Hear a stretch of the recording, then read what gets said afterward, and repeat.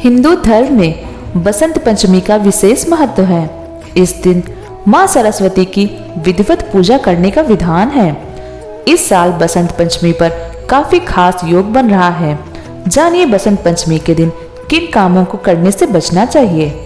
माघ शुक्ल पत्र की पंचमी तिथि को बसंत पंचमी का पर्व मनाया जा रहा है। इस दिन ज्ञान, संगीत और कला की देवी मां सरस्वती की विधिवत पूजा करने का विधान है। बसंत पंचमी को श्री पंचमी के नाम से भी जानते हैं।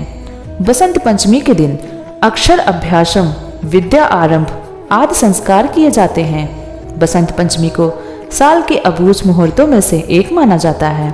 इसी कारण इसी दिन बिना मुहूर्त देखे शादी, विवाह, मुंडन, छेदन, गृह प्रवेश सहित अन्य शुभ काम किए जाते हैं। लेकिन कुछ ऐसे काम हैं जिन्हें बसंत पंचमी के दिन बिल्कुल भी नहीं करना चाहिए। माना जाता है कि इस दिन ये काम करने से मां सरस्वती रुष्ट हो जाती हैं। माघ मास के शुक्ल पक्ष के पंचमी तिथि को बसंत पंचमी का पर्व मनाया जाता है। इसे सरस्वती पूजा के नाम से भी जाना जाता है। इस साल बसंत पंचमी का पर्व 14 फरवरी को मनाया जा रहा है। इस दिन ज्ञान, वाणी, बुद्धि, विवेक, विद्या और सभी कलाओं से परिपूर्ण मां सरस्वती की पूजा अर्चना की जाती है। इस दिन लोग ज्ञान के साथ खुद को प्रबुद्ध करने और अज्ञानता से छुटकारा पाने के लिए मां शारदा की पूजा करते हैं। जो भी व्यक्ति ज्ञान और वाणी की देवी मां सरस्वती की उपासना करता है उसको ज्ञान की प्राप्ति होती है। वहीं यदि कोई छात्र पढ़ाई में कमजोर है या उसका पढ़ाई में मन नहीं लगता तो बसंत पंचमी के दिन कुछ उपाय करने चाहिए। चलिए जानते हैं उन उपायों के बारे में। बसंत पंचमी के दिन पितृ तर्पण करना चाहिए। इसके अलावा इस दिन ब्रह्मचर्य का पालन करना जरूरी है। इस दिन ब्रह्मचर्य का पालन करना बहुत जरूरी होता है। इस दिन बिना स्नान किए भोजन नहीं करना चाहिए। मान्यताओं के अनुसार इस दिन सुबह की शुरुआत हथेलियों को देखकर करनी चाहिए। हथेली देखकर मां सरस्वती का ध्यान लगाना चाहिए। मान्यताओं के अनुसार बसंत पंचमी के दिन बच्चों में हकलाने या तुतलाने की समस्या है तो एक बांसुरी के छेद से शहद भरें और मोम से बांसुरी को बंद कर दें। इसके बाद बांसुरी को जमीन में गाड़ दें। इससे बच्चों को हकलाने की समस्या दूर हो जाएगी।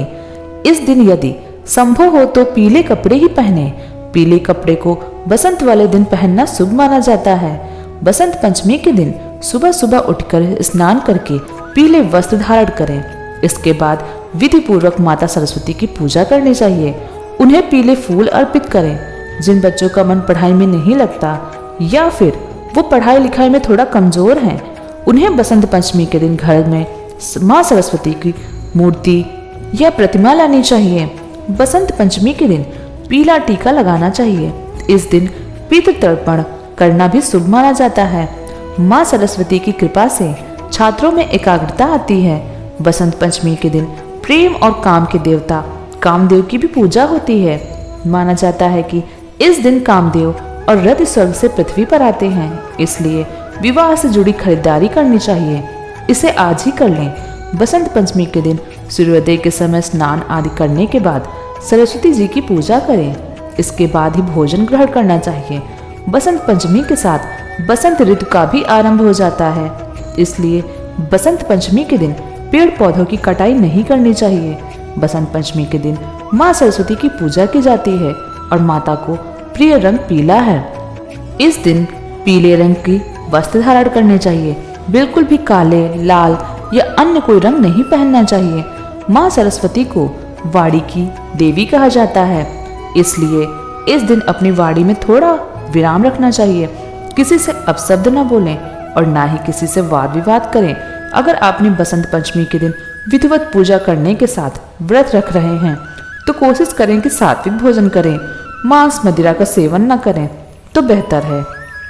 हवन, मुंडन संस्कार और अन्य प्राशन संस्कार का भी काम बसंत पंचमी के दिन किया जा सकता है।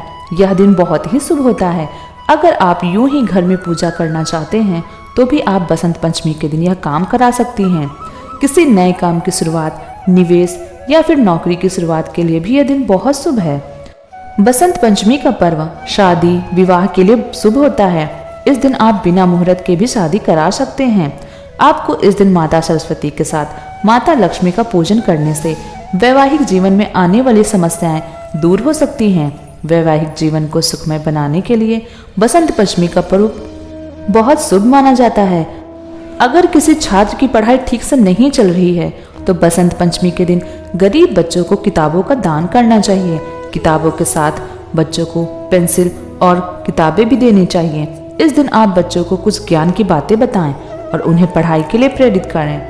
पढ़ाई में कमजोर बच्चों को बसंत पंचमी के दिन अपने हाथ से कोई वेद शास्त्र किसी पुरोहितों को दान में देना चाहिए। इससे उन्हें विशेष लाभ मिलेगा। अगर आप जल्द ही किसी लेखन प्रतियोगिता में भाग लेने वाले हैं या कोई प्रतियोगी परीक्षा देने वाले हैं तो इस दिन आपको एक कलम लेकर उस पर हल्दी चावल का टीका लगाकर कलम की पूजा करनी चाहिए और बाद में उसी कलम से पेपर लिखना चाहिए। यदि आप इसी कलम का इस्तेमाल परीक्षा में करें तो ये आपके लिए लाभकारी होगा और प्रगति के स्रोत खोलने में आपकी मदद करेगा।